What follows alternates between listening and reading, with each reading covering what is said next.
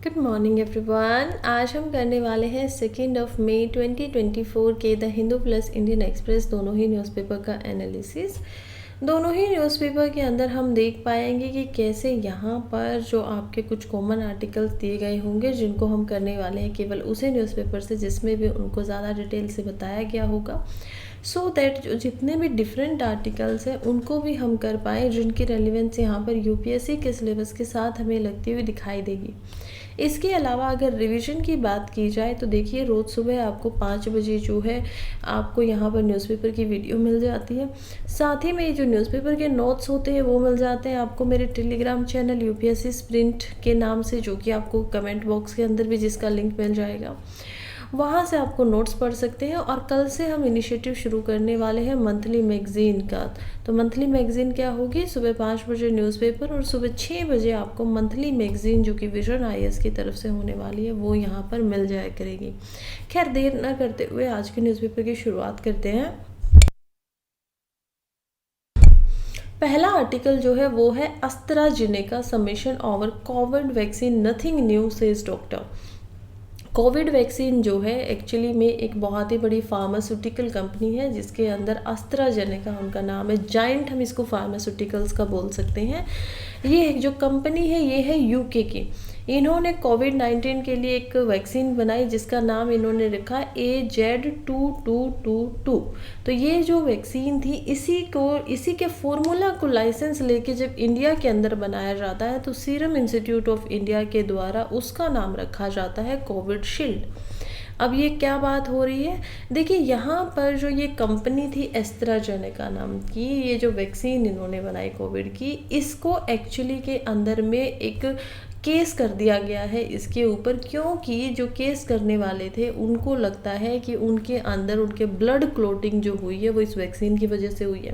फिर दूसरा और केस आता है, कोई और दूसरे पीआईएल यहाँ पर लगाते हैं, उनकी एक रिप्रेजेंटेटिव यहाँ पे थे जिनकी वाइफ की डेथ हो गई पहली डोज ऑफ वैक्सीन इसके लगते ही, जिसका कारण अगेन था थर्मोबाइकोपीनिया सिंड्रोम। अब ये क्या होता है, थर्मोबाइसिस और थर्मोबाइकोटापीनिया जो सिंड्रोम है ये एक्चुअली में TTS भी इसको नाम से जाना जाता है, जिसको अगर हम जाने तो ये इसका सीधा सीधा मतलब है ब्लड के अंदर क्लोटिंग हो जाना और किसी की भी जो प्लेटलेट्स होती हैं ब्लड में उसके काउंट को कम हो जाना। अब देखिए ब्लड जो होता है वो हमारा कैसे बनता है, अगर आप ब्लड को बाहर निकालेंगे तो देखेंगे कि ब्लड में 90% ऊपर की तरफ क्या है, वाटर होता है। नीचे हम देख पाएंगे कुछ रेड ब्लड सेल होंगे, कुछ वाइट ब्लड सेल होते हैं, बहुत ही कम परसेंट में वाइट ब्लड सेल दिखाई देते हैं। फिर कुछ यहाँ पर हमें प्लेटलेट्स दिखाई देती है और 90 से 95% तक हमें फ्लूइड दिखाई देता है, वाटर दिखाई देता है ब्लड के अंदर। अब जब आप इसको निकालते हैं, जब इसके अंदर प्लेटलेट्स का क्या काम होता है, मान लीजिए आपको कहीं पे चोट लगी और चोट लगने के तुरंत बाद में वहाँ पे क्या होता है, एक स्किन बननी शुरू हो जाती है, वो एक्चुअली में होती है प्लेटलेट्स। यानी कि आपके ब्लड को बाहर बहने से रोकने का काम कौन कर रही है, प्लेटलेट्स कर रही हैं और आपकी बॉडी में भी उसको अच्छा बना रही हैं। अब अगर प्लेटलेट्स कम हो जा रहे हैं और आपने एक वैक्सीन ली जो कि एक रिएक्शन कर रही है कि यहाँ पर आपके जो ब्लड के सेल्स होंगे वो क्या करेंगे, एक दूसरे के साथ में ही यहाँ पर स्ट्रोंगली क्लोट बनना शुरू हो जाएंगे, इकट्ठा होना शुरू हो जाएंगे। अब प्रॉब्लम क्या है, देखिए जब भी हम ब्लड सेल की बात करते हैं तो उनको थोड़ा ओवल शेप में पाते हैं, इस तरह की शेप उनकी होती है। यानी कोई भी अगर ऐसे पतली सी वेन या आर्टरी है तो ये इसके अंदर जाते हुए क्या करेंगे, खुद को थोड़ा सा फोल्ड कर लेंगे और इसके अंदर चले जाएंगे आराम से। लेकिन जब इनकी शेप अलग हो जाती है, जब ये क्लोट बन जाते हैं, तो अब तो ये वेन के अंदर नहीं जा सकता क्योंकि ये तो बहुत बड़ा हो गया और वेन का साइज छोटा हो गया। तो इससे क्या होता है, जब सफिशिएंट अमाउंट ऑफ ब्लड हमारे हार्ट तक नहीं पहुंच पाता या ऑर्गन तक नहीं पहुंच पाता तो इससे आ सकता है हार्ट अटैक, जो कि नॉर्मल कोज होता है, ब्लड कोटिंग का रिलेशन है इससे। दूसरा इससे आते हैं स्ट्रोक। अब हार्ट अटैक के अंदर तो इंसान के बचने की उम्मीद भी हो जाती है, लेकिन जब आपको कोई स्ट्रोक आते हैं तो उसमें बचने की उम्मीद बिल्कुल ही ख़त्म हो जाती है। बहुत rare of the rarest person ही ऐसा हो पाता है जो बच पाता है, तो वह होता है स्ट्रोक। ब्रेन हम इसमें देखते हैं कि ब्रेन डैमेज हो जाता है क्योंकि प्रॉपर यहाँ पर ब्लड जो है वो सप्लाई नहीं मिल रही है, स्ट्रोक आ जाते हैं, डेथ हो जाती है। तो ये बीमारी है जिसको इंटरलिंक किया गया है। अब जब इसके बारे में यूनिवर्सल यूनिवर्सिटी जो ऑफ ऑक्सफोर्ड जो है, उन्होंने कोविड-19 के लिए अपनी खुद की स्टडी भी की थी, जिसमें उन्होंने बताया कि यस, ये जो एस्ट्राजेनेका नाम की हमारे पास कोविड वैक्सीन है, इसके अंदर ये प्रॉब्लम हो सकती है। हालांकि ये बहुत रेयर है, ऐसा नहीं है कि सभी को ऐसा हो जाएगा। रेयर का सीधा सीधा मतलब होता है कि काफ़ी कम होगा, यानी कि इसकी जो परसेंटेज है होने की वो काफ़ी कम होती है। अब इससे देखिए, एक तो रेड स्पॉट्स हो सकते हैं आपकी बॉडी के अंदर, आपने वैक्सीन लगाई और आपकी स्किन के ऊपर कहीं पे लाल धब्बे हो गए, खास करके जहाँ पर वैक्सीन लगी हुई थी। ये सब इसके हम देखते हैं कि यहाँ पर क्या है, सिम्टम्स है। दूसरा, ब्रेथलेसनेस, आपको सांस आने में प्रॉब्लम होनी शुरू हो जाती है। खैर, अभी के लिए इस केस में आगे क्या होता है, लंदन जो हाई कोर्ट है उसके अंदर ये जो कंपनी आती है, ये खुद को रिप्रेजेंट कर रही है, कहती है कि यस, हमारी वैक्सीन की वजह से ऐसा हो सकता है, लेकिन बहुत कम होता है। अब ये पता चलता है कि इंडिया के डॉक्टर्स का कहना है कि हमें तो ये बात पहले ही पता थी, हमें ये बात पहले ही पता थी कि ऐसा हो सकता है, और इसी वजह से हमारी जो मिनिस्ट्री ऑफ हेल्थ है उन्होंने भी हमें नोटिफाई कर रखा था कि आपको क्या करना है, अगर किसी का यहाँ पर ब्लड के अंदर प्लेटलेट्स का लेवल लो है तो उनको कोविड शील्ड नहीं देनी है। अब सोच के देखिए, कोविड शील्ड जब इंडिया के इम्यूनाइजेशन प्रोग्राम के अंदर शुरुआत होती है तो कितने लोगों को लगती है, लगभग 175 करोड़ लोगों को यहाँ पर कोविड शील्ड की डोजेस लगाई जाती हैं। हालांकि डेथ के केसेस बहुत कम आए हैं, इंडिया में भी अगर देखें तो लगता है कि केवल अभी तक 51 केसेस ऐसे फाइल हुए हैं। यूके के द टेलीग्राफ रिपोर्ट से हमें समझ में आता है कि डैमेज जो हुआ है उसके लिए यहाँ पर यूरो लगभग 100 मिलियन तक का डैमेजेस के लिए यहाँ पर केसेस फाइल किए गए हैं कि हमें इतना कंपनसेशन मिलना चाहिए, हमारे साथ गलत किया गया है बिना बताए हुए।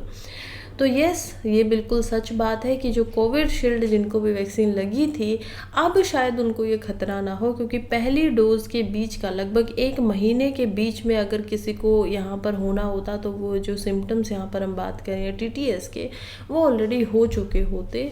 तो यस, ये चीज़ घटना यहाँ पर हुई है, हमें पता चला है, जो कि एक पता नहीं इसको कितनी सीवियरिटी के साथ में हमें यहाँ पर तोलना चाहिए, क्योंकि कहीं ना कहीं तो कंपनी की भी गलती है कि उन्होंने अच्छे तरीके से जागरूक नहीं किया, अवेयर नहीं किया लोगों को।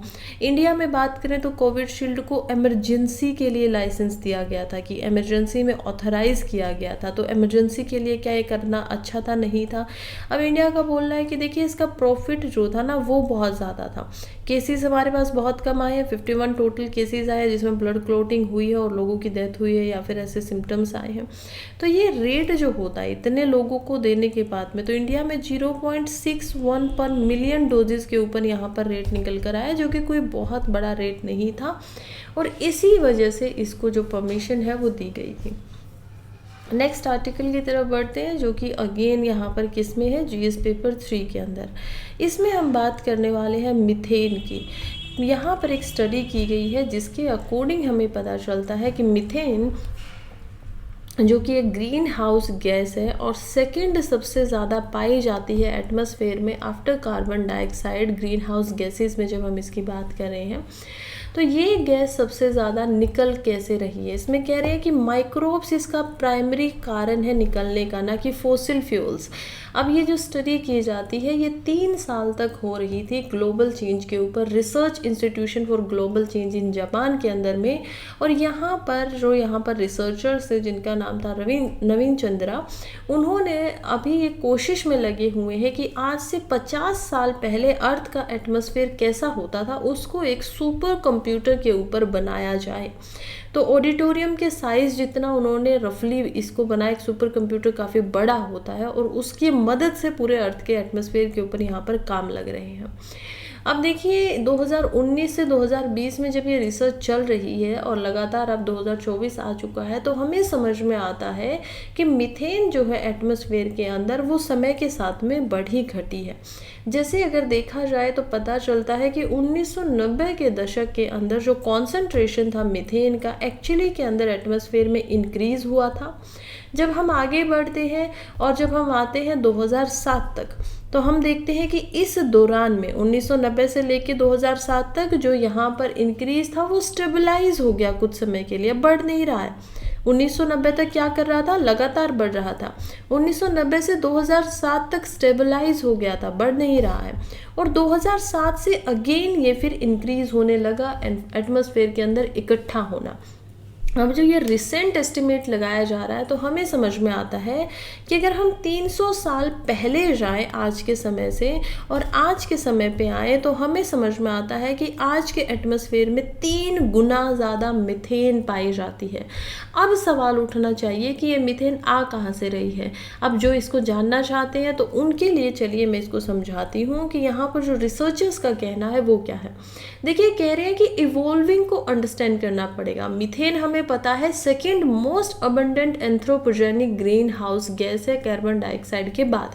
अब मैंने यहाँ पर जो शब्द यूज करा है एंथ्रोपोजेनिक, इसका क्या मतलब होता है? इसका मतलब होता है मानव निर्मित, यानी कि बिल्कुल सही आपने सुना, मानव ह्यूमंस के द्वारा इसको जनरेट किया जा रहा है। ये ग्रीन हाउस गैस है। ग्रीन हाउस गैस का क्या मतलब होता है? ऐसी गैस जब जब यहाँ पर अर्थ से लॉन्ग वेव के अंदर वापस हीट ऊपर जाना चाहती है, उसको अपने अंदर ट्रैप कर लेती है, उसको अपने से ऊपर जाने नहीं देती है, बाहर नहीं जाने देती है एटमॉस्फेयर में। इसी हिसाब से जो ऊपर की यहाँ पे हवाएं होंगी, पार्टिकल्स होंगे, वो बहुत ही गर्म होते रहेंगे और एट द एंड ये ग्लोबल वार्मिंग को इससे क्या करेंगे, बढ़ा देगा।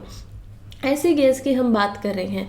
इवन हम उस गैस की बात कर रहे हैं जो ग्रीन हाउस गैसेस के अंदर जिस कार्बन डाइऑक्साइड के इमिशन के ऊपर हम बात करते रहते हैं, पूरा वर्ल्ड लगा हुआ है कि इसके इमिशन को नेट जीरो लेकर आया है, ये उससे भी 28 गुना ज़्यादा प्रभावकारी होती है। हालांकि ये नंबर में कम है, इसी वजह से इसका प्रभाव भी कम दिखाई दे रहा है। कार्बन डाइऑक्साइड नंबर में ज़्यादा है, क्वांटिटी में ज़्यादा है, इसलिए उसका प्रभाव ज़्यादा दिख रहा है। लेकिन अगर 1 ग्राम कार्बन डाइऑक्साइड होगी और उसी के कंपैरिजन में 1 ग्राम मीथेन होगी, तो मीथेन का असर 28 गुना ज़्यादा होगा कार्बन डाइऑक्साइड से। तो ये आपको याद रखना है। प्रीलिम्स में भी ऐसा सवाल पूछा गया था कि क्या मीथेन जो है वो ज़्यादा इम्पैक्टफुल होती है as compare to carbon dioxide. तो इसी वजह से आपको ये जो कुछ तथ्य हैं जिन पे मैं फोकस यहाँ पे करवा रही हूँ बार बार, तो ये मेंस के लिए तो है ही इम्पोर्टेंट, आपसे पूछा जा सकता है ऐसा, लेकिन प्रीलिम्स के लिए आप इसको क्या कर सकते हैं, याद यहाँ से कर सकते हैं। खैर, अब हम चलते हैं और देखते हैं कि कैसे यहाँ पर पहली बार मीथेन को फोकस में लाने के लिए यहाँ पर काम शुरू होता है। पॉलिसी मेकर जो नीति निर्माता है वो क्या करते हैं, धीरे धीरे अपना ध्यान केंद्रित करना शुरू करते हैं मीथेन के ऊपर, और साथ ही में ग्लोबल वार्मिंग को एड्रेस करने के लिए इसी के चलते यूएन यानी कि यूनाइटेड नेशंस की क्लाइमेट कॉन्फ्रेंस के अंदर चर्चाएं होती हैं। 2021 में ये पहली चर्चा होती है और मेंबर कंट्रीज जो सामने आती हैं वो एक ग्लोबल मीथेन प्लेज लेती है। ग्लोबल मीथेन प्लेज का क्या मतलब है कि वैश्विक मीथेन शपथ यहाँ पर ली जाती है, जिसका मतलब ये था कि उनको मीथेन के गैस के इमिशन को कट करना है, कम करना है, ताकि प्लेनेट के ऊपर जो गर्मी बढ़ रही है, वार्मिंग जो हो रही है, उसको यहाँ पर क्या किया जा सके, थोड़ा काबू में लाया जा सके।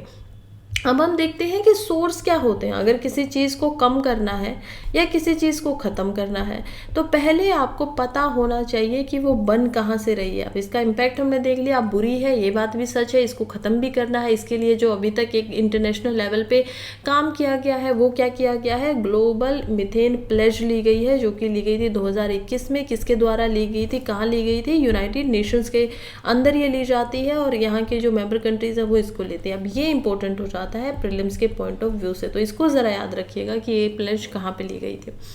अब ये निकलती कहाँ से हैं, तो देखिए साइंटिस्ट का इंक्रीज कर रहे हैं रिकॉग्नाइजिंग बहुत सारे वेरियस सोर्सेज हैं मीथेन के। ऐसा नहीं है कि केवल एक ही जगह से ये आती है, लेकिन इसको 2 कैटेगरीज में फिर भी बांटा जा सकता है। 2 कैटेगरीज कैसी होंगी, पहली होती है नेचुरल गैस वगैरह से निकलने वाली, जिनको बोला जाता है थर्मोजेनिक यानी कि अब ये पेट्रोलियम वगैरह से यानी कि नेचुरल तरीके से निकल रही है, थर्मोजेनिक तरीके से।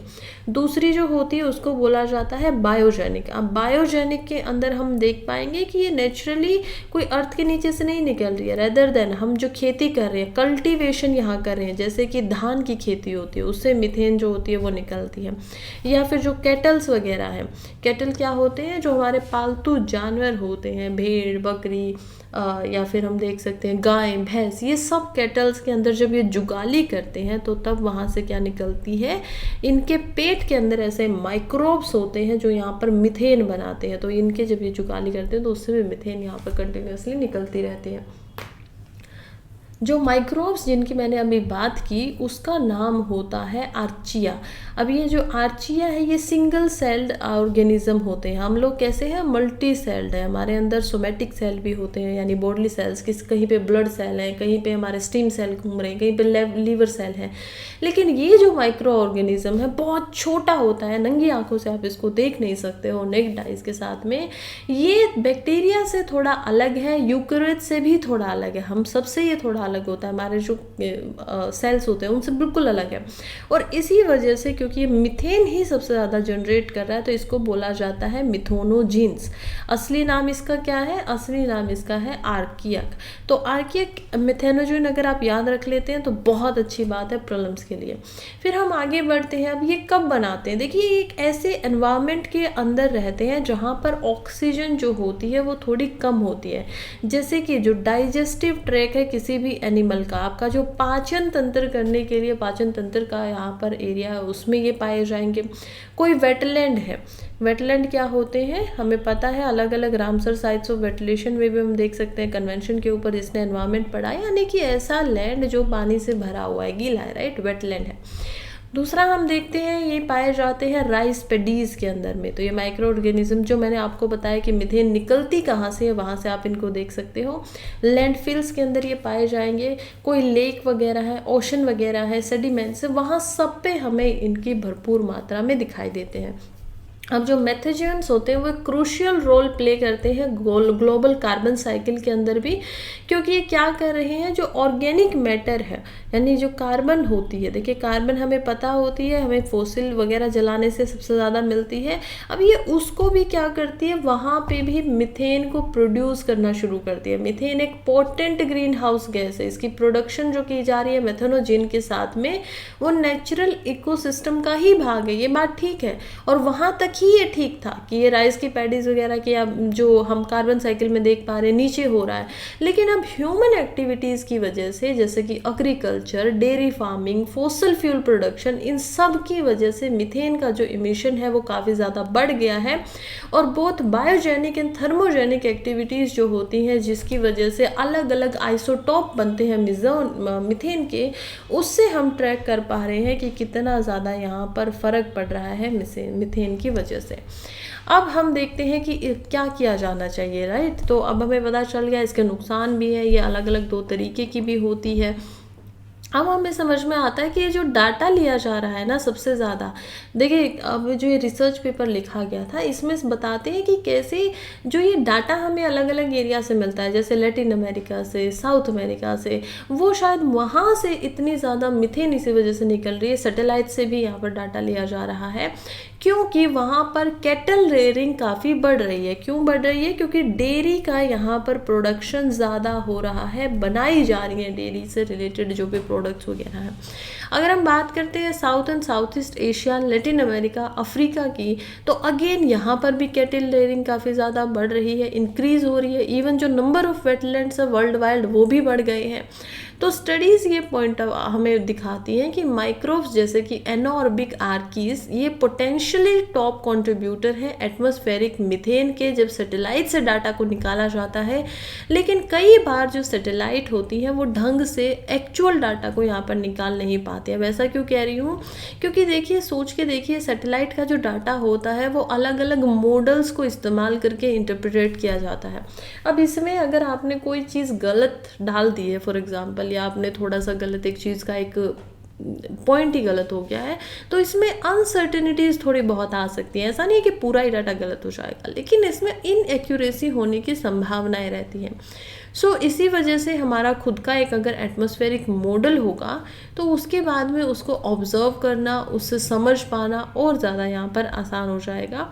और खैर इसके लिए अभी करना क्या जा सकता है, वही अगर आपको रिड्यूस करना है मीथेन को तो एंथ्रोपोजेनिक एक्टिविटीज़ को सबसे पहले कंट्रोल करना पड़ेगा। हम जो इंसान हैं जो वो इतनी एक्टिविटीज़ करते रहते हैं, पहले उनको कंट्रोल करना पड़ेगा। फिर हमें क्लियरली आउटलाइन बनाना पड़ेगा कि कौन कौन सी एंथ्रोपोजेनिक यहाँ यहाँ पर ऐसी एक्टिविटीज़ है जिससे बहुत ज़्यादा निकलते हैं, जैसे कि वेस्ट एंड लैंडफिल्स हम बना देते हैं, जिसमें हम कूड़े करकट को यहाँ पर भर देते हैं, ज़मीन को खोद कर उसको ढक दिया जाता है। फिर से राइस फील्ड इतनी ज़्यादा उगाई जाती हैं, फर्मेंटेशन कराया जाता है, ऑयल एंड गैस जो निकाली जा रही है, कोल है, ये सब के ऊपर कंट्रोल लाना पड़ेगा। अदरवाइज जो सिचुएशन है वो बदलने वाली तो यहाँ पर दिखाई बिल्कुल नहीं दे रही। नेक्स्ट आर्टिकल जो कि एक जर्नल साइंस का यहाँ पर है, क्योंकि जर्नल साइंस यूजुअली मेंस में तो आपके काम नहीं आएगा, लेकिन जर्नल साइंस क्योंकि प्रीलिम्स में पूछी जाती है तो इसी वजह से मैं आर्टिकल आप लोगों के लिए लेकर आई हूँ। आर्टिकल कह रहा है shivering produce heat to keep you warm. आप जब कपकपाते हैं तो वो इसी वजह से कपकपाते हैं ताकि आपका शरीर गर्म हो सके। अब ये क्या बात हुई, हम तो तब कपकपाते हैं जब ठंड होती है, बिल्कुल ठीक बात है। आपको लग रहा होगा कि ठंड में आप कपकपा रहे हैं, आपकी बॉडी ठंडी हो रही है, लेकिन वो कपकपाहट आपके बॉडी का, वो जो शिवरिंग है वो आपके बॉडी का एक मैकेनिज्म है जिसके वजह से आपकी बॉडी क्या करना चाहती है, खुद को गर्म करना चाहती है, आपको बचाना चाहती है। अब शिवरिंग जो होती है वो एक फिजिकल थर्मोजेनेसिस का नाम उसको दिया जाता है, जो कि होती है जब स्केलेटल मसल के अंदर में टेंशन आती है और जब हमारी बॉडी का टेम्परेचर एक क्रिटिकल लेवल से ज़्यादा डाउन चला जाता है। क्या क्रिटिकल लेवल होता है, हमारी बॉडी को सस्टेन करने के लिए बॉडी का टेम्परेचर होता है 37.1 डिग्री सेल्सियस, क्योंकि हमें पता है कि यहाँ पर हॉट ब्लडेड या फिर वार्म ब्लडेड क्रिएचर होते हैं, तो इसी वजह से क्या बोल पा रहे हैं हम कि हमारी बॉडी के टेम्परेचर कुछ हद तक एक जगह तक रहना चाहिए। शिवरिंग के अंदर हमारी जो मसल्स होती हैं वो हमारा कॉन्ट्रैक्ट करना शुरू कर देती है। अब कॉन्ट्रैक्शन क्या होता है, कॉन्ट्रैक्शन का मतलब होता है कोई बड़ी चीज़ है उसको छोटा करना, उसको टाइट करना, कॉन्ट्रैक्ट करना। तो ऐसे ही हमारी मसल्स होती हैं जो टाइट होना शुरू हो जाती हैं ताकि हमारी बॉडी के टेम्परेचर को फीवर जैसी कंडीशन में या कूल एनवायरनमेंट के अंदर यहाँ पर मेंटेन करके रखा जा सके। इसके अंदर ऑसिलेटिंग स्केलेटन मसल्स होती हैं जो 10 से 20 सेकेंड के अंदर बार बार कॉन्ट्रैक्ट करती रहती हैं। अब ये जो मूवमेंट है पहले तो इरेगुलर दिखाई देती है, लेकिन धीरे धीरे ये क्विक इनवॉलेंट्री मूवमेंट को यहाँ पर पकड़ लेती है, जो कि छोटे छोटे स्मॉल ग्रुप ऑफ मसल्स यहाँ पर कॉन्ट्रैक्ट करती रहती है सिंक्रोनियसली, एक दूसरे से सिंक करके। अब हम देखते हैं कि कैसे इन्हीं कारणों की वजह से जब ये सब होता रहता है तो क्या होता है, हमारी जो स्किन होती है जब 37.1 डिग्री सेल्सियस से नीचे थोड़ा सा भी बॉडी का टेम्परेचर गिरता है तो हमारी स्किन ठंडे सिग्नल्स को यहाँ पर निकालती है। वो सिग्नल्स जो होते हैं वो जाते हैं स्पाइनल कोड तक और जो पिकअप किए जाते हैं हाइपोथैलेमस के द्वारा। अब ये एक फैक्ट है, हमारा माइंड क्या करेगा, अभी वो स्केलेटल मसल एक्टिविटीज़ को यहाँ पर जनरेट करेगा, बोलेगा कि चलो हीट जनरेट करो क्योंकि मेरे पास में ये बात निकल कर आई है। अब स्पाइनल कोड से माइंड को कैसे पता चला, क्योंकि जो स्पाइनल कोड है वो हमारी एक्चुअली में ब्रेन की एक्सटेंडेड फॉर्म है, राइट। जिसने भी 7th 8th 9th कभी भी साइंस पढ़ी है तो उसको पता होगा कि कैसे हमारा जो न्यूरॉन्स का पूरा सिस्टम काम करता है हमारी बॉडी के अंदर, वो एक्चुअली में स्पाइनल कोड से होते हुए ही ब्रेन तक पूरे सिग्नल वगैरह यहाँ पर पहुँचाता है। खैर आगे बढ़ते हैं, लेकिन उससे पहले मैं आपको बता दूं कि मेरा टेलीग्राम के ऊपर भी एक चैनल है यूपीएससी स्प्रिंट नाम से। वहाँ पर आपको देखिए एक तो जो यहाँ पर हम आर्टिकल पढ़ रहे हैं उनके प्रीलिम्स के नोट्स मिल जाया करेंगे, सो दैट आपको न्यूज़पेपर या जो मंथली मैगजीन होती है वहाँ से किसी पे भी आपको अलग से कोई नोट्स बनाने की ज़रूरत नहीं होती है। दूसरी बात, जो आर्टिकल हमने डिस्कस किए हैं उन्हीं से रिलेटेड PYQs आपको मिल जाते हैं, ताकि आपने जो समझा है आप उसकी मदद से यहाँ पर क्वेश्चन सॉल्व करने की कोशिश करें। क्विज फॉर्म में वो मिलते हैं, आप कोशिश करिए, पहले वीडियो देखिए उसके बाद आप यहाँ पर जाकर नोट्स पढ़ लीजिए और ये जो क्वेश्चंस इनको सोल्व कीजिए, ताकि आपको भी समझ में आए कि आप कर पा रहे हैं या नहीं कर पा रहे हैं, आपने कितने अच्छे से यहाँ पर वीडियो को सुना है, आप समझ पाए या नहीं समझ पाए हैं। इसके अलावा मेंस से रिलेटेड यहाँ पर क्या सवाल आए हैं, आप लोग क्या कर सकते हो कि ये जो मेंस का क्वेश्चन मैं डालती हूँ किसी आर्टिकल से रिलेटेड कि 2020 में ऐसा पूछा गया है, जैसे यहाँ पर 2023 का क्वेश्चन डाला गया है, इसका आंसर आप दे सकते हैं लीव ए कमेंट के अंदर में, जो आपको समझ में आता है। फोटोज़ भी आप यहाँ पर लगा सकते हैं, सो दैट मैं भी चेक कर पाऊँ कि आपने कितना समझा कितना नहीं समझा। और खैर जो वीडियो आप देख रहे हैं एट द एंड, इसका PDF भी आपको वहाँ पर मिल जाता है। आगे बढ़ते हैं, अगर आपको ज्वाइन करना हो टेलीग्राम तो वो आपको इस कमेंट बॉक्स जो हमारी वीडियो की है उसमें मिल जाएगा इसका लिंक, या फिर आप टेलीग्राम पे directly UPSC sprint current affair के नाम से भी चैनल को सर्च कर सकते हैं। नेक्स्ट आर्टिकल हमारा बात कर रहा है कि कैसे ईपीआई को एसेंशियल प्रोग्राम ऑन इम्यूनाइजेशन के लिए बना देना चाहिए। देखिए ये जो इम्पोर्टेंट आर्टिकल है ये है जीएस पेपर 3 में। अगेन ये कहाँ पर आता है, हेल्थ के अंदर आता है। हेल्थ क्योंकि हमारी जो है वो उसको काफ़ी इम्पोर्टेंस दी गई है। अब हमने पहले ही आज एक वैक्सीनेशन के बारे में बात की। वैक्सीनेशन क्या थी, कोविशील्ड थी यहाँ पर, और कोविशील्ड के अंदर हमने देखा कि प्रॉब्लम्स कुछ क्रिएट हो रही हैं। लेकिन क्या इसका मतलब ये है कि हम उसके प्रॉफिट्स को, जो यहाँ पर बहुत सारे लोगों की जान बची है, उसको नकार दें? नहीं नकार सकते हैं। वैसे ही ये दूसरा आर्टिकल है ना, ये भी बात कर रहा है इम्यूनाइजेशन को लेकर ही। इम्यूनाइजेशन यानी कि आपका जो यहाँ पर बॉडी का खुद को बचाने का प्रोसेस होता है, उसकी यहाँ पर क्या की जा रही है, बात की जा रही है। और उसके लिए हमें क्या करना चाहिए, वैक्सीनेशन को प्रमोट किया जाना चाहिए। फिलहाल जिस ईपीआई की हम बात कर रहे हैं इसका मतलब होता है एक्सपेंडेड प्रोग्राम ऑन इम्यूनाइजेशन। अब ये इंट्रोड्यूस किया गया था वर्ल्ड हेल्थ ऑर्गेनाइजेशन के द्वारा। WHO इसको इंट्रोड्यूस करती है, और कब करती है, 1974 में। 1974 ये ईयर आपको याद रहे ना रहे दैट्स फाइन, लेकिन कौन सी ऑर्गेनाइजेशन ने किया है ये आपको याद ज़रूर रखना है। खैर 2024 जो है वो काफ़ी सिग्निफिकेंट है इम्यूनाइजेशन प्रोग्राम्स को लेते हुए, चाहे ग्लोबल लेवल पे देखें या फिर इंडिया के लेवल पे देखें, क्योंकि 50 साल पूरे हो चुके हैं। जो ईपीआई की हम बात कर रहे हैं उसको आए हुए 50 ईयर्स हो चुके हैं।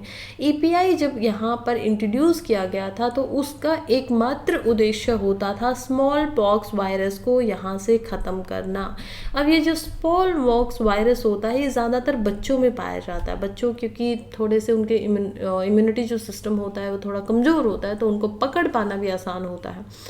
तो इसके लिए इसको इम्यूनाइजेशन इंफ्रास्ट्रक्चर बनाए गए, कंट्रीज़ को बोला गया, वैक्सीन बनाई गई, और हम देखते हैं कि अलग अलग कंट्री ने अपने अपने हिसाब से अपने अपने ईयर के अकॉर्डिंगली इस प्रोग्राम को उनके खुद के नेशनल इम्यूनाइजेशन प्रोग्राम के अंदर ऐड कर लिया। इंडिया ने भी ऐसा ही ईपीआई लॉन्च किया, लेकिन कब किया, 1974 में ना करते हुए कब करते हैं, 1978 के अंदर, जब इंडिया को लगता है कि यस हमें भी हमारा जो प्रोग्राम है उसकी ज़रूरत है। बाद में 1985 के अंदर इसका नाम बदल दिया गया, क्योंकि पहले ये क्या था, एक्सटेंडेड इम्यूनाइजेशन प्रोग्राम होता था।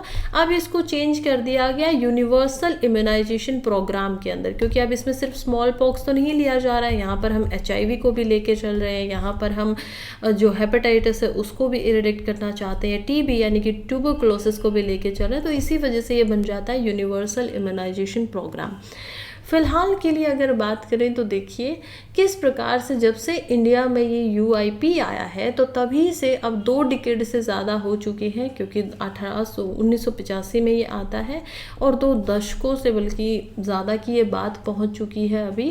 तो हम देखते हैं कि पहले जो 2 दशक थे ना उसके अंदर नेशन वाइड इंडिपेंडेंट फील्ड हुआ था UPI का, सभी जगह पर उसको लगाया जा रहा था। इंटरनेशनल एक्सपर्ट्स के साथ में कोलैबोरेट भी किया गया, पूछा भी गया कि कैसे इसको और बेहतर बनाया जा सकता है।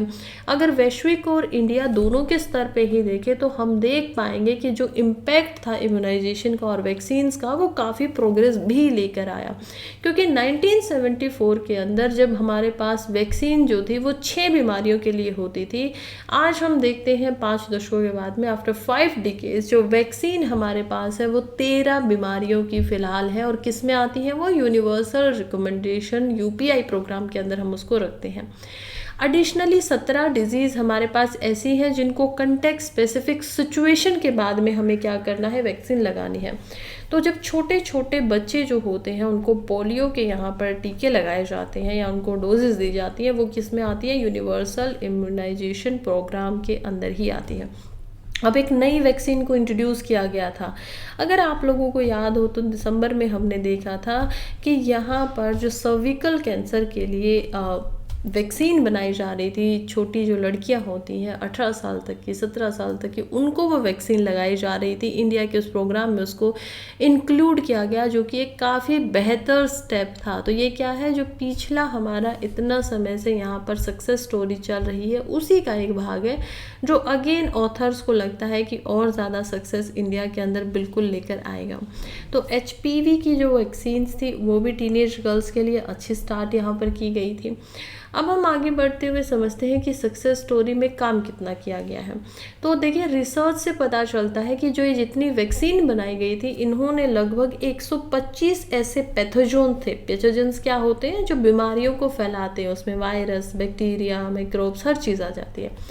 तो पैथोजन 125 ऐसे थे जिनको हमने रोक दिया है लो एंड मिडिल इनकम कंट्रीज़ में, कि अब उनसे बीमारियां जो है वो इतने बड़े लेवल पे नहीं होती हैं। सक्सेस स्टोरी ये है कि क्योंकि जिन चिल्ड्रनों को डोज मिल जाती है डीपीटी की, एक ट्रैकर होता है कवरेज का, वो साल दर साल लगातार बढ़ी है। अगर हम 1970 में जाकर देखें तो केवल 5% ही ऐसे बच्चे थे लो एंड मिडिल इनकम कंट्रीज़ के अंदर में जहां उनको डोजेस दी जाती थी डीपीटी के लिए।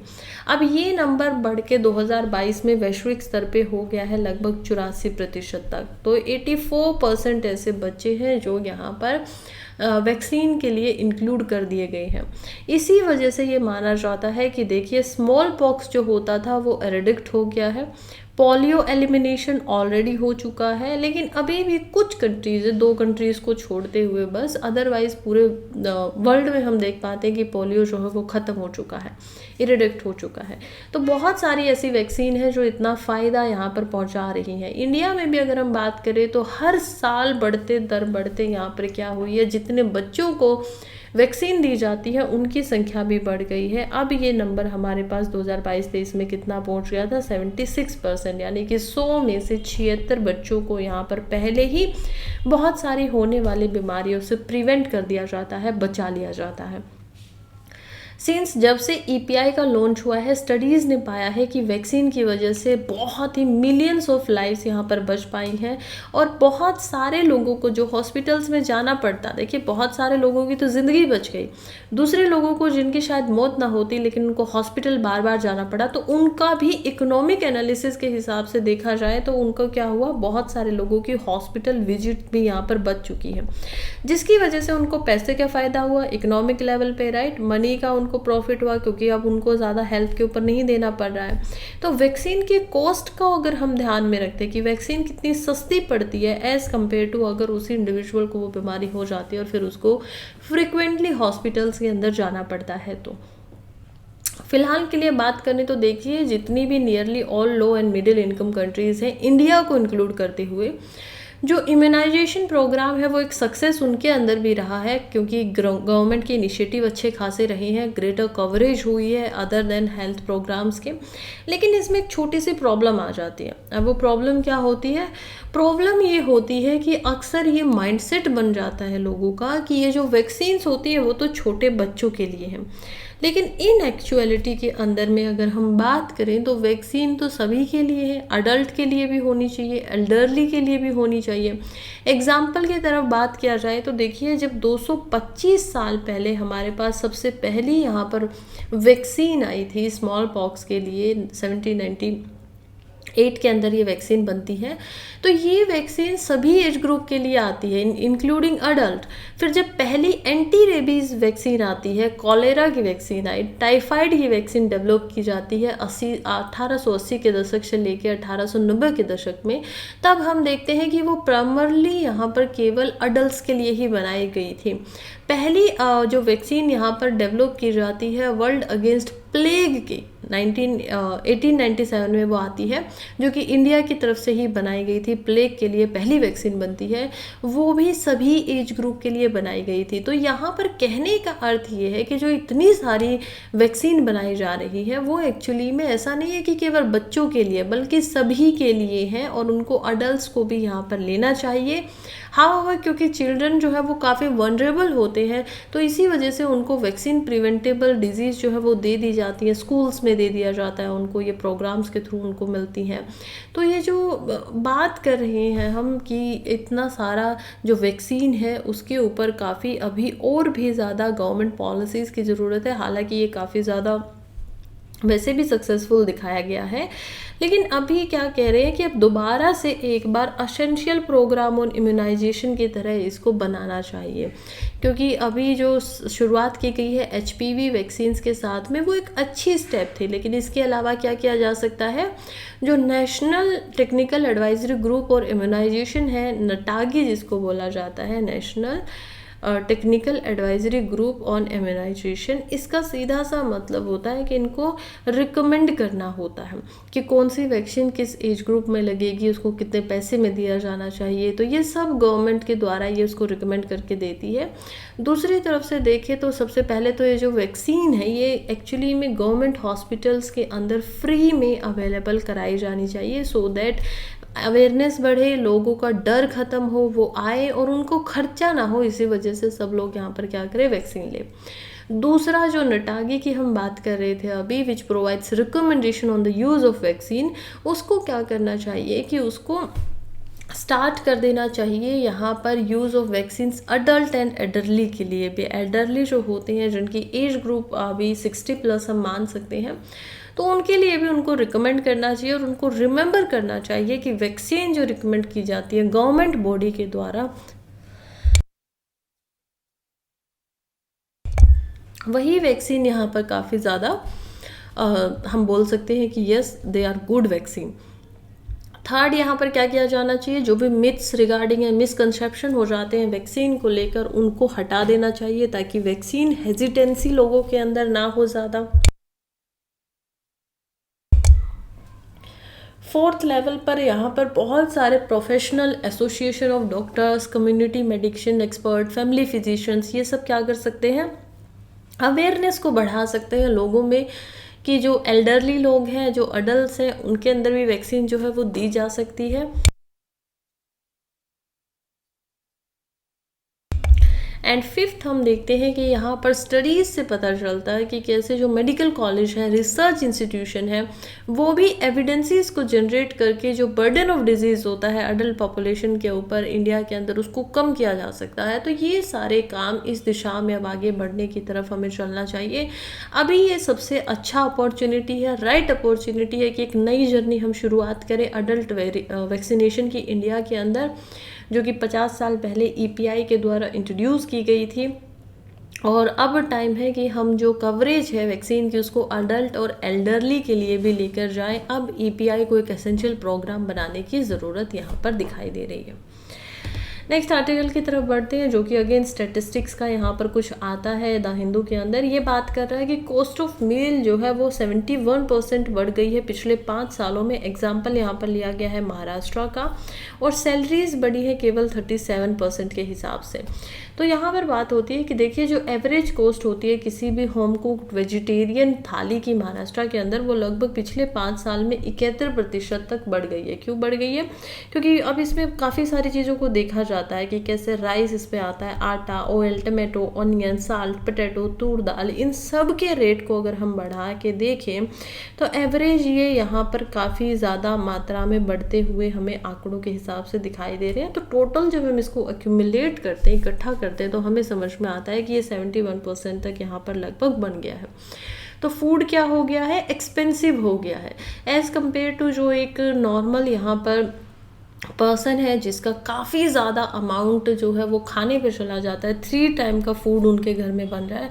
तो वो जो फूड कभी 5 साल पहले मान लीजिए 100 रुपये में बनता था 3 टाइम का या 1 टाइम का, अब उसका टोटल खर्चा पहले 300 रुपये डेली के आ रहे थे, तो अब कितना आ पाएंगे 600 या 550 के अराउंड में। तो ये काफ़ी ज़्यादा बढ़ गया। हालांकि उसकी जो सैलरी थी उसकी परसेंटेज जो हो, उसकी जो इंक्रीमेंट हुआ है वो इतना ज़्यादा बढ़ा हुआ दिखाई नहीं दे रहा है। नेक्स्ट आर्टिकल बात करें about the redistribution of wealth. देखिए यहाँ पर हमें पता है कई दिनों से क्या हो रहा है कि लगातार जो अपोजिशन पार्टी है और जो रूलिंग पार्टी है, अभी इलेक्शन जो लोकसभा के चल रहे हैं उससे रिलेटेड यहाँ पर अपने अपने मैनिफेस्टो लेकर आ रही है। मैनिफेस्टो के अंदर एक दूसरे को यहाँ पर टारगेट किया जा रहा है। उसी मैनिफेस्टो में, कांग्रेस के मैनिफेस्टो के अंदर एक यहाँ पर बात निकल कर आती है जिसमें वो कहते हैं कि गरीबों तक भी वेल्थ को दिया जाएगा, और जो पुअर वुमन होती है उसको साल के लगभग 1 लाख रुपए यहाँ पर प्रोवाइड करवाए जाएंगे। अब इसी के ऊपर तंग कसते हुए जो रूलिंग पार्टी है उनके हमारे जो प्राइम मिनिस्टर वो क्या करते हैं कि कहते हैं कि यहाँ पर रीडिस्ट्रीब्यूशन ऑफ वेल्थ की बात की जा रही है, यानी पहले की तरह अब फिर से यहाँ पर क्या लेकर आया जाएगा, वेल्थ टैक्स लेकर आया जाएगा, जो कि गरीबों से भी, या इनहेरिटेंस जो टैक्स होता है वो यहाँ पर जो कि गरीबों से भी टैक्स लेते हैं, पैसे लेते हैं, उसको फिर से लागू किया जाएगा। खैर ये एक्चुअली में टैक्स है क्या और प्रॉपर्टी से रिलेटेड कॉन्स्टिट्यूशन क्या कहता है, ज़रा उसको रिवाइज करने का समय यहाँ पर अब दिखाई दे रहा है। तो प्रियम्बल हमारा जो है कॉन्स्टिट्यूशन में वो एम करता है कि सभी सिटीजन्स की social and economic justice, liberty and equality को यहाँ पर सिक्योर कर सके, सुरक्षित कर सके। इसके अलावा हम देखते हैं कॉन्स्टिट्यूशन में पार्ट 3 के अंदर, जो कि कॉन्स्टिट्यूशन के अंदर एज अ फंडामेंटल राइट्स की तरह आता है, जिसमें फंडामेंटल राइट जो है वो लिबर्टी एंड इक्वालिटी के पार्ट को यहाँ पर क्या दे रहा है, सिटीजन्स को गारंटी देता है। पार्ट 4 की अगर हम बात करें कॉन्स्टिट्यूशन में, तो पार्ट 4 के अंदर आती हैं डीपीएसपी यानी कि directive principle on state policy. ये ऐसे प्रिंसिपल हैं जो सेंट्रल एंड स्टेट गवर्नमेंट को एक उद्देश्य देते हैं कि उनको सोशल एंड इकोनॉमिक जस्टिस को लेकर आना है कंट्री के अंदर में, ये उनके लिए बनाए गए हैं। अनलाइक फंडामेंटल राइट्स जो कि पार्ट 3 के अंदर है, डीपीएसपी जो होती है उनको कोर्ट के थ्रू इन्फोर्सेबल नहीं बनाया जा सकता है। तो DPSP as an advisory bodies की तरह हम इनको ले सकते हैं रेदर देन फंडामेंटल राइट्स। अगर उनको आप तोड़ेंगे तो क्या किया जाएगा, आप सुप्रीम कोर्ट जा सकते हैं, गवर्नमेंट को उसके प्रति जिम्मेवार, अकाउंटेबल हेल्ड कर सकते हैं, लेकिन डीपीएसपी में आप ऐसा नहीं कर सकते हैं। अब हम बात करते हैं प्रॉपर्टी के राइट से रिलेटेड। तो प्रॉपर्टी का राइट जो अभी फिलहाल पाया जाता है आर्टिकल 39B एंड C जो पार्ट 4 में कंटेन होते हैं, जिसके अंदर इकोनॉमिक जस्टिस को यहाँ पर प्रोवाइड करने की बात की जा रही है। और इसका मतलब ही क्या है कि यहाँ पर जो ओनरशिप होती है और जो मटेरियल रिसोर्सेज होते हैं सोसाइटी के, उनको इस हिसाब से डिस्ट्रीब्यूट होना चाहिए ताकि वो कॉमन गुड, लोगों का जो सामान्य भला होता है उस पर ज़्यादा फोकस करता हो, ना कि एक ही जगह पर कहीं पर वो ठहर कर इकट्ठा हो रहा हो, कंसंट्रेशन उसकी हो रही हो। हिस्टोरिकल कॉन्टेक्स्ट के हिसाब से देखें तो देखिए कॉन्स्टिट्यूशन में ओरिजिनली ये गारंटी किया गया था right to property as a fundamental right. अब ये आता था आर्टिकल 19 पार्ट सब क्लोज 1 के तहत, F इसका हम देख पाते हैं। अब ये जो प्रोवाइड किया गया था इसके अकॉर्डिंग आर्टिकल 31 से यहाँ से क्या हो सकता था, स्टेट को कंपनसेशन देना होता अगर वो एक्विजिशन करती है किसी भी प्राइवेट प्रॉपर्टी का। अब इसको क्योंकि समय समय पे प्रॉपर्टी राइट्स से रिलेटेड इंडिपेंडेंस के बाद में इश्यूज आ रहे थे एग्रीकल्चर के ऊपर, अदर लैंड के ऊपर, तो गवर्नमेंट ने क्या किया कि कुछ स्टेट का जो लैंड रिफॉर्म्स के लिए उनको लैंड लेने की ज़रूरत पड़ी। अब उसमें उस समय के साहूकार आ जाते हैं, उसमें उस समय के जमींदार आ जाते हैं, तो उन्होंने क्या करते हैं कि ये जो लीगल राइट था, ये जो फंडामेंटल राइट्स था, इसको चेंज कर बना दिया गया कॉन्स्टिट्यूशनल राइट कि आपसे प्रॉपर्टी जो ली जाएगी अब इसको आर्टिकल 19 से हटाकर आर्टिकल 300 के अंदर रख दिया जाता है। और पहले जो ये फंडामेंटल राइट था इसको लीगल राइट बना दिया जाता है। और कोर्ट भी कहता है कि प्रॉपर कंपनसेशन देने के बाद ही आप किसी से किसी की प्राइवेट प्रॉपर्टी को ले सकते हो। अब सुप्रीम कोर्ट के हिसाब से देखें तो देखिए जो रिलेशनशिप है, बार बार सवाल आता है कि क्या ये ठीक है, क्या ये ठीक तरीके से किया गया था। तो सुप्रीम कोर्ट की अभी करंट डिबेट में भी हम देख पाते हैं कि इंडियन गवर्नमेंट जो है वो पहले 4 डिकेड्स के अंदर में इंडिपेंडेंस के बाद में क्या करती है, सोशलिस्ट मॉडल ऑफ इकोनॉमी को लेकर आती है, समाजवादी मॉडल को वो लेकर आती है, जिसके तहत से यहाँ पर जो सेंटर्स है वो क्या करेंगे, जमींदार वगैरह के लैंड को बिग लैंडलॉर्ड जो है पब्लिक पर्पस के लिए एक्वायर करेंगे। उसके बाद इकोनॉमिक पॉलिसीज़ बनाएगी जिसमें nationalisation of banking and insurance हमें दिखाई दिया। फिर बहुत सारे मात्रा में high rate of direct tax लिए जाते थे, इवन 97% तक जो मनी थी वो टैक्स में ले ली जाती थी, इतना ज़्यादा टैक्स लगाया गया। ड्यूटी ऑन इनहेरिटेंस लगाया गया, किसी को आपको अगर कोई ज़मीन मिल रही है तो उसके ऊपर भी आपको देना पड़ेगा। टैक्स ऑन वेल्थ वगैरह लगाया गया। हालांकि हम देखते हैं कि कैसे इसको बाद में हटा भी दिया गया। कैसे हटा दिया गया, क्योंकि कुछ समय के बाद में 90s में जब हम पहुंचते हैं 90s के अंदर में, तो वहाँ पर अब हमारी जो इकोनॉमिक पॉलिसीज़ है उनमें थोड़ा रिफॉर्म आना शुरू होता है। कंट्री की जो क्लोज्ड इकोनॉमी थी, बंद इकोनॉमी थी, अर्थव्यवस्था बिल्कुल बंद थी, वो अब खुलनी शुरू हो जाती है, जिसको जाना जाता है liberalisation, globalisation and privatisation reforms के नाम से। अब एक नई इंडस्ट्रियल पॉलिसी कंट्री में लाई जाती है जुलाई 1991 के अंदर, जिसका ऑब्जेक्टिव जो था वो था एम्पावरिंग मार्केट फोर्सेस और जो एफिशिएंसी है और जो डेफिशिएंसीज़ हैं कंट्री के इंडस्ट्रियल स्ट्रक्चर के अंदर, उनको एफिशिएंट करना है और डेफिशिएंसीज़ को, खराबी को यहाँ से हटा देना है। फिर लेकर आया जाता है monopolise and restrictive trade practice act, जो कि कभी 1969 के अंदर आया था, उसको यहाँ पर बदल दिया जाता है और लेकर आया जाता है कंपटीशन एक्ट 2002। कंपटीशन एक्ट के तहत यही है कि सभी को अच्छे तरीके से कंपटीशन करने की यहाँ पर पूरी पूरी आज़ादी होगी। ऐसा नहीं होगा कि कोई एक ही पर्टिकुलर यहाँ पर फ़ायदा उठाकर लेकर जा रहा है चीज़ों का। फिर हम देखते हैं कि आगे और ज़्यादा बदलाव यहाँ पर लाए जाते हैं। जो कभी ईस्टेट ड्यूटी लगती थी वो पहले ही 1985 में उसको अबॉलिश किया जाता है, और जो वेल्थ टैक्स लगता था वो 2016 के अंदर अबॉलिश कर दिया जाता है। फिलहाल इनकम टैक्स लगता है, वेल्थ, आपकी पूरी प्रॉपर्टी कितनी है उसके ऊपर आपको टैक्स नहीं देना, उसका 10% नहीं देना, उसका 20% नहीं देना। मान लीजिए आपकी प्रॉपर्टी है टोटल यहाँ पर 50 लाख की, तो 50 लाख की आपकी कोई प्रॉपर्टी है या 1 करोड़ की प्रॉपर्टी है, लेकिन आपकी जो मंथली इनकम है वो है 2 लाख रुपए। 2 लाख रुपए आप क्या कर पा रहे हैं, कमाते हैं। अब आपको जो टैक्स देना होता है वो देना होता है इस 2 लाख रुपए के ऊपर। अब इसके ऊपर टैक्स देंगे आप जिस भी टैक्स स्लैब में आ रहे हैं, मान लीजिए क्योंकि आपके साल की इनकम जो है वो 24 लाख से प्लस में है, तो हम सोच पाते हैं कि आपको 17 से 18% तक या 30% अबोव तक का टैक्स देना पड़ेगा। तो अब आपको क्या करना है, इससे टैक्स निकालना पड़ेगा। 2 लाख में से आपको क्या करना पड़ेगा, टैक्स यहाँ पर देना पड़ेगा। It can be any amount. लेकिन जो आपकी टोटल वेल्थ है, जो आपकी पूरी की पूरी संपदा है, उस पर आपको कोई टैक्स नहीं देना है। तो ये जो पहले आपको वेल्थ टैक्स भी देना होता था, फिर आपको इनकम टैक्स भी देना होता था, फिर आपको इनहेरिटेंस ड्यूटी भी देनी होती थी, तो ऐसे मिले जुले जो थे उनको ऑलरेडी ख़त्म कर दिया गया था। अब बात की जा रही है यही, अब जब ये इल्ज़ाम लगाए जा रहे हैं तो मैनिफेस्टो के अंदर यही बोला जा रहा है कि जो वेल्थ टैक्स और जो इनहेरिटेंस टैक्स है इसी को वापस से लाना चाहते हैं। तो ये क्या किया जाता है कि हम देखते हैं यहाँ पर रिपोर्ट निकाली गई इनइक्वालिटी को रिलेटेड।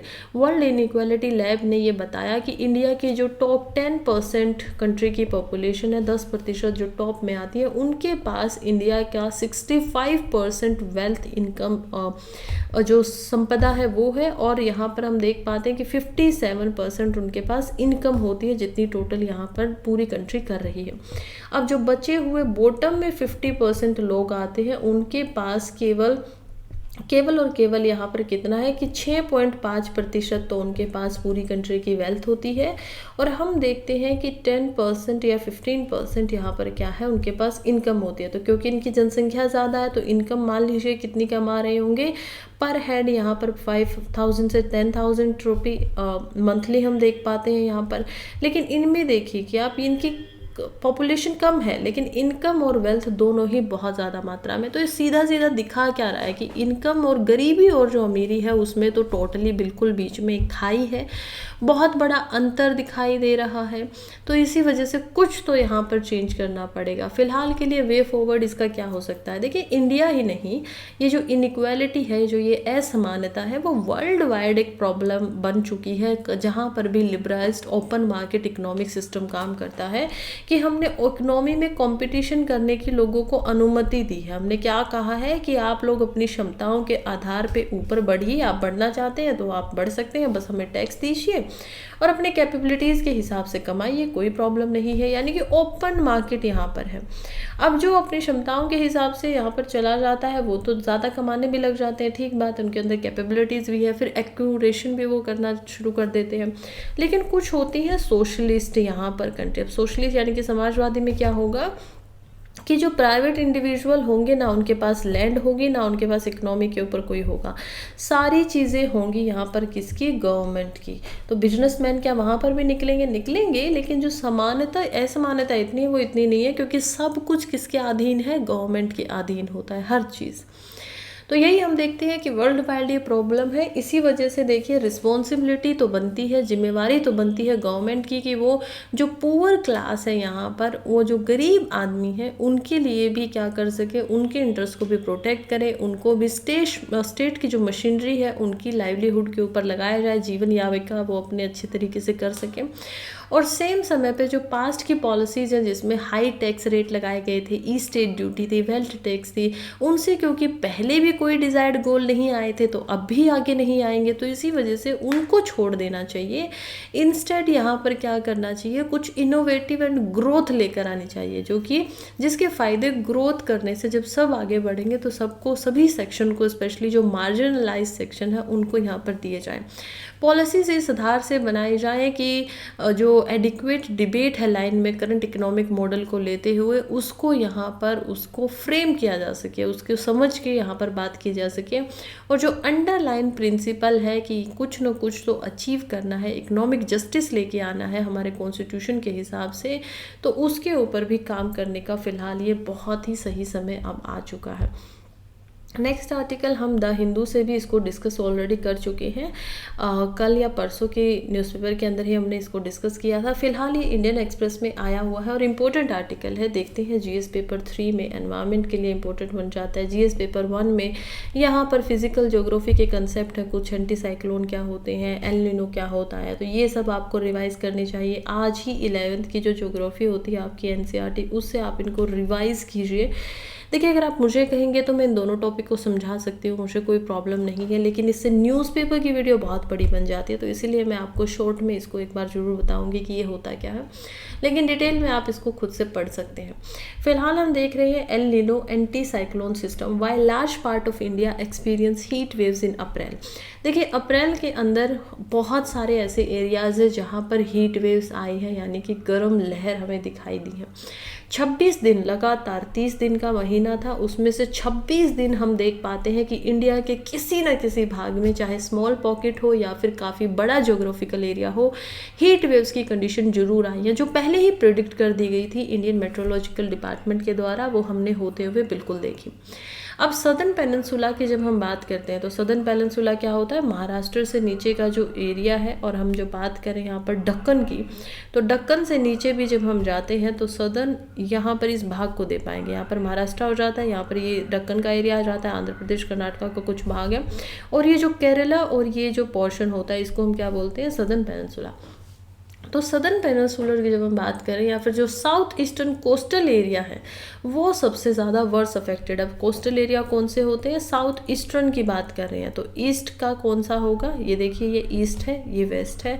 कोस्टल ये इसी वजह से है क्योंकि तटीय है, तटीय ही कोस्ट को हिंदी में बोला जाता है, तो क्योंकि यहाँ पर समुद्र है तो इसी वजह से पानी लगता है। और जो ईस्टर्न यहाँ पर साउथ ईस्टर्न है, तो ये भाग जो है ये सबसे ज़्यादा इम्पैक्ट हुआ, यानी तमिलनाडु के अंदर, आंध्र प्रदेश के अंदर, यहाँ पर हम सबसे ज़्यादा हीट वेव्स को देख पाते हैं।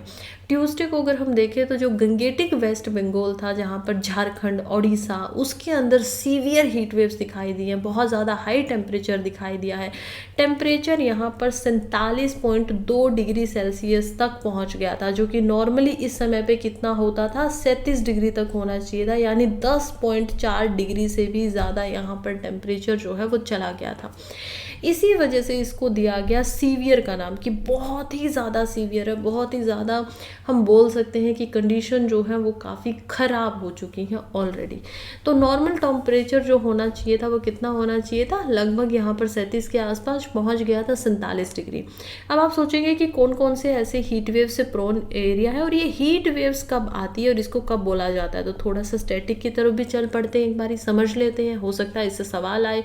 इंडिया में क्योंकि क्लाइमेट चेंज हो रहा है, क्योंकि ये माना जा रहा है कि ये हीट वेव्स जो अब केवल 20 से 25 दिन ही आती थी इंडिया में, अब ये क्या करने वाली है, एंटी साइक्लोन कंडीशंस के बदलने के बाद में इवन जो एंटी साइक्लोन 20 से 25 दिन आता था वो अब 220 से 200-250 तक यहाँ पर क्या होगा, डेज में आना शुरू हो जाएंगे। तो सवाल तो चिंताजनक है, यूपीएससी के मेंस में पूछा भी जा सकता है। तो चलिए जरा इसकी तरफ नज़र डालते हैं।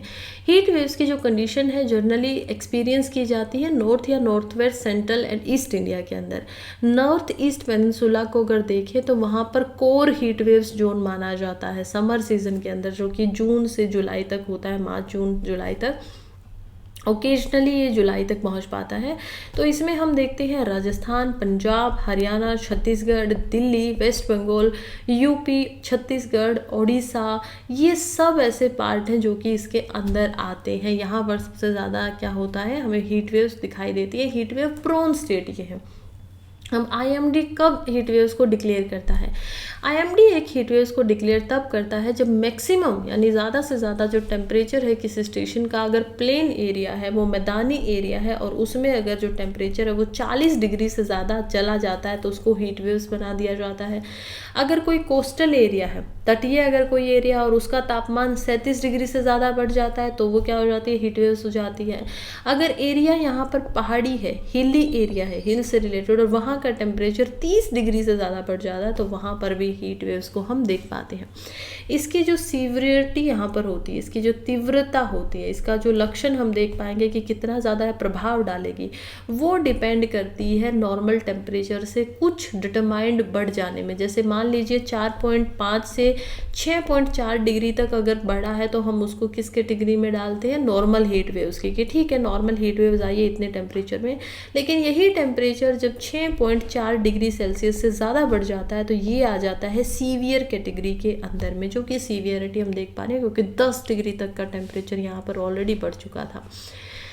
हीट वेव्स को तब भी डिक्लेयर कर दिया जाता है जब जो एक्चुअल मैक्सिमम टेम्परेचर है वो 45 डिग्री से ज़्यादा कहीं पर भी डिक्लेयर हो जाए, और 47 डिग्री से ज़्यादा अगर कोई टेम्परेचर हो जाता है तो वो किस में आता है? सीवियर हीट वेव्स के अंदर में यहाँ पर आ जाता है। अब अप्रैल में हीट वेव्स क्यों आई हैं? तो large part of the India ने अब की बार अप्रैल के अंदर हीट वेव्स और ज़्यादा टेम्परेचर को 2 कारणों की वजह से झेला है। पहला जो कारण था वो था एल नीनो। 2024 में हम देखते हैं, देखिए एल नीनो क्या होता है। एल नीनो एक ऐसा वेदर से रिलेटेड इवेंट है जो कि यहाँ पर पैसिफिक ओशन जो है उसको क्या करता है, अब नॉर्मल तरीके से गर्म कर देता है। अब जो ये पैसिफिक ओशन है, क्योंकि यहाँ से देखिए मैंने आप लोगों को बहुत बार बताया है, जैसे ही टेम्परेचर जो है वो बढ़ता है, टेम्परेचर इंक्रीज होगा तो वैसे ही प्रेशर डिक्रीज होगा। डायरेक्टली प्रोपोर्शनल हम इनका रिश्ता देख पाते हैं इस प्रकार से, एक बढ़ेगा दूसरा क्या होगा? डिक्रीज होगा, नीचे की तरफ घटेगा। तो ये होता है कि कैसे यहाँ पर जैसे ही टेम्परेचर बढ़ रहा है, जैसे ही पैसिफिक ओशन गर्म हो रहा है तो वहाँ की हवाएं एकदम से प्रेशर हटने की वजह से ऊपर उठेंगी, ऊपर उठने के साथ उनमें ह्यूमिडिटी होगी, आसपास के एरियाज़ में वो जाएंगी। आसपास के एरियाज़ में क्योंकि जो ठंडी हवाएं थी अब उनको भी कहीं पे जाना है तो वो क्या करती है? नीचे की तरफ दबाव में जाती है और वो पैसिफिक के ऊपर चली जाएंगी, तो पूरा जो एरिया होगा आसपास का वो इससे गर्म हो जाएगा।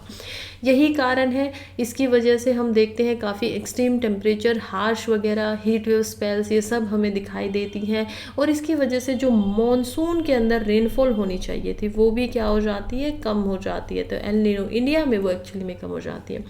दूसरा कारण है कि इंडिया के अंदर एंटी साइक्लोन सिस्टम बन रहा है। जो सदर्न पेनिनसुला है, कोस्टल एरिया, वहाँ पे हम देखते हैं कि कैसे एक ज़्यादा गर्म अप्रैल का एक कारण बन गया है एंटी साइक्लोन यहाँ पर सिस्टम बन जाना। अब साइक्लोन क्या होता है? जिसको हम एंटी क्लॉकवाइज घूमता हुआ देखते हैं, गोल गोल तरीके से घूमता है। गर्म हवाएं जो होती हैं वो ऊपर से जो ठंडी हवाएं होती हैं वो नीचे से ऊपर इस तरीके से जा रही होती है, बहुत तीव्र हो जाती हैं। ठंडी हवा जो होती है वो बीच से नीचे की तरफ आती है, जैसे ही ग्राउंड को इतनी तेज़ी से हीट करती है वो बहुत ही ज़्यादा गर्म हो चुकी होती है, फ्रिक्शन यहाँ पर काम करता है, और ये क्या करता है? गर्मी की वजह से बहुत ही ज़्यादा तेज बवंडर का रूप ले लेता है। ज़्यादातर ये सदर्न मतलब ओशन वगैरह जो होते हैं उनमें होता है, लैंड पे भी हो सकता है, लेकिन जनरली ये ओशन से होता हुआ लैंड की तरफ आता है, राइट, क्योंकि ये चेंज हो रहा है। तो यही बात है कि हम कैसे देख सकते हैं कि जो लोअर हमारा एटमॉस्फेयर है, लगभग 3 किलोमीटर की एल्टीट्यूड से लेते हुए 1000 से 2000 किलोमीटर के साइज़ के बीच में, वहाँ पर जो एयर है वो अर्थ की तरफ पुश हो रही है, जब नीचे की तरफ आती है तो उसको एयर सब्सिड्यूस बोला जाता है, जिसमें जो फोर्सफुली संक होती है एयर वो ज़्यादा हीट प्रोड्यूस करती है सरफेस के ऊपर। यही होता है एंटी साइक्लोन। अब साइक्लोन हमने समझा था, एंटी साइक्लोन होता है जो कि क्लॉकवाइज घूमता है। क्लॉकवाइज वो इस तरीके से घूमेगा। अब इसमें से भी बीच में से जो हवा है वो नीचे की तरफ जा रही होगी, और जो साइड से हवा है वो क्या कर रही है? ऊपर की तरफ इसमें बार बार आ रही होगी। तो ये होता है पूरा का पूरा इसमें प्रोसेस। अभी फ़िलहाल के लिए देखें तो जो सबसे ज़्यादा हीट वेव्स इंडिया में आई है वो आई है ओडिशा और गंगेटिक वेस्ट बंगाल के अंदर में, जहाँ पर सीवियर हीट वेव्स हमने देखी अप्रैल 15 से अप्रैल 17 तक। क्लाइमेटोलॉजिकली भी देखें तो एक हीट वेव्स जो है वो 3 से 7 दिनों तक रह सकती है किसी एक जगह में, लेकिन अब जब हम ओडिशा और वेस्ट बंगाल की बात करें तो वहाँ पर ये 14 दिनों से ज़्यादा रह गई है, जो कि काफ़ी ज़्यादा चौंकाने वाला भी हम बोल सकते हैं। केरला और सिक्किम के अंदर भी हीट वेव्स जो है वो लगातार लगातार आ रही हैं, टेम्परेचर लगातार बढ़ रहा है दोनों ही जगहों के ऊपर में। और ये एक हमारी जो मिनिस्ट्री ऑफ अर्थ साइंस के फॉर्मर सेक्रेटरी रह चुके हैं एम राजीवन, उनका भी कहना है कि जो इंटर गवर्नमेंटल पैनल आया था क्लाइमेट चेंज के ऊपर, उनकी जो रिपोर्ट एंड एनालिसिस थी, उन्होंने इंडिकेट किया था कि यस, इंडिया के अंदर हीट वेव्स आएंगी। और इंडिया जो है वो ट्रेडिशनली जो कभी प्रोन माना जाता था, वो शायद अब जो हीट वेव्स के लिए क्या होगा, नो लॉन्गर प्रोन रहेगा। लेकिन फिलहाल इंडिकेशन जो किया गया था उससे अलग रिजल्ट यहाँ पर निकल रहे हैं। बहुत ज़्यादा हीट वेव्स जो है वो आ रही हैं। अब देखते हैं कि आगे इसमें क्या क्या रिजल्ट रहेगा। ये जो आर्टिकल है इसको आप यहीं पे रोक के अभी पढ़ सकते हो कि कितनी तारीख को किस किस स्टेट में हमें हीट वेव्स ज़्यादा दिखाई दी हैं। इसमें अप्रैल 2 से ही शुरुआत हो गई थी तेलंगाना से लेते हुए, और ये ख़त्म तक हम देखते हैं गैंगेटिक, वेस्ट बंगाल, हर जगह तक हमने इसमें क्या किया है देखा है। अप्रैल 30 को भी सिक्किम, बिहार, केरला, कर्नाटका, गोवा में यहाँ पर हीट वेव्स आई हुई थी। नेक्स्ट आर्टिकल यहाँ पर है cars that derive themselves. Car, ऐसी कार जो कि ऑटोमेटिक है, खुद से काम करती है। देखिए ये जो आर्टिकल है कुछ ज़्यादा खास नहीं है, लेकिन फिर भी क्योंकि जीएस पेपर 3 में जनरल साइंस में आपको पता होना चाहिए, science and technology related robotics जो है वो यहाँ पर काम करता है। दूसरा हमारा ये इंपॉर्टेंट हो जाती है प्रीलिम्स के लिए, इसमें 2-4 वर्ड्स ऐसे हैं जो आपको याद रखने होंगे। तो टेस्ला की ये कार है जो फुल्ली सेल्फ ड्राइविंग कार है, जो कि चाइना में लॉन्च होने वाली है। देखिए अभी क्या होने वाला था कि इलॉन मस्क की रिपोर्ट्स थी कि वो इंडिया में आने वाले थे। सडनली उन्होंने एक सरप्राइज मीटिंग कर दी चाइना के अंदर। वो चाइना के टॉप गवर्नमेंट ऑफिशियल से मिलने के लिए बीजिंग में चले गए संडे को, और ये काफ़ी ऐसे प्रॉब्लमेटिक था कि वो पहले इंडिया में आ रहे थे, लेकिन फिर उन्होंने इंडिया में आने से कहा कि नहीं वो इलेक्शन के बाद आएंगे, अभी इलेक्शंस चल रहे हैं। तो वो उसके बाद वो सडनली बिना कोई अनाउंसमेंट किए डायरेक्टली पहुंच जाते हैं चाइना के अंदर।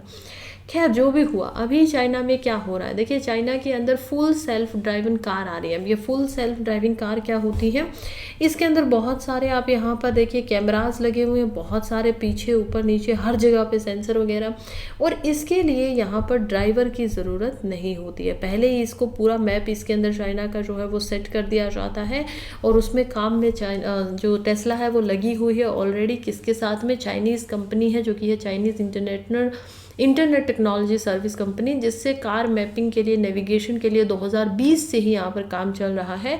और ऑटो पायलट मोड के ऊपर लगाने के बाद में भी ये क्या करेगी, खुद से ही यहाँ पर चलना शुरू कर देगी, अपने कैमरा से, अपने सेंसर से यहाँ पर काम करेगी, और इसमें किसी भी ड्राइवर को इसको चलाने की कोई ज़रूरत नहीं होगी। इसमें बहुत सारी और भी हमें पता चलता है कि कैसे ये जो कार है ये एक्चुअली में traffic aware cruise control system इसमें लगा हुआ है, जो कि व्हीकल्स की स्पीड को मैच कर लेती है। सराउंडिंग में जो ट्रैफिक चल रहा है उसको ये भाप लेती है पहले ही, और इसका जो एम है वो यही है कि मिनिमल ड्राइवर इंटरवेंशन हो, ये खुद से ही अपने आप चलती रहे और आराम से ये चलती रहे, स्टॉप हो सके। इसके अंदर साइन कंट्रोल है, इसके अंदर ऑटो पार्क का एक हम देखते हैं कि फीचर आता है, जिसमें ये खुद से ही पार्किंग के अंदर वर्टिकल होके चली जाती है। इसमें ऑटो स्टीर का फंक्शन होता है, खुद से अगर ये पार्किंग में है तो आप इसको बाहर बुला सकते हो ऑटो लेन के थ्रू। तो व्हीकल ऐसा है जो कि काफ़ी रेवोल्यूशनरी है, क्रांतिकारी है, बिल्कुल ठीक बात है। लेकिन चाइना के अंदर क्या होता है ना कि चाइना में खुद भी इलेक्ट्रिक व्हीकल की बहुत बड़ी इंडस्ट्री है। उसके लिए टेस्ला जो है वो वहाँ पर जा रही है, क्योंकि यूएस के अंदर ऑलरेडी शायद वो लोग बहुत मात्रा में इनको बेच चुके हैं। तो अब यूएस में देखते हैं कि और ज़्यादा कस्टमर इनके दिखाई नहीं दे रहे। इवेंचुअली इंडिया के अंदर भी कार आ रही है, लेकिन वो सेल्फ ड्राइविंग कार ना हो कि केवल इलेक्ट्रिक व्हीकल अभी आने वाली है। लेकिन चाइना में ये जो सेल्फ ड्राइविंग व्हीकल्स हैं ये ऑलरेडी यहाँ पर अब इसकी शुरुआत हो चुकी होगी, अब ये शुरू हो जाएगा। 2022 में ही मार्क्स ने ये भी हाईलाइट किया था कि कैसे वो अचीव करना चाहते हैं फुल सेल्फ ड्राइविंग, जो कि मास्टरी होगी रियल वर्ल्ड एआई के ऊपर में। अभी वर्क जो है प्रोसेस के साथ में चल रहा है। फिलहाल रैपिड एडवांस मोड जो है लार्ज लैंग्वेज मॉडल का, वो एक पॉजिटिव साइन दिखाई दे रहा है।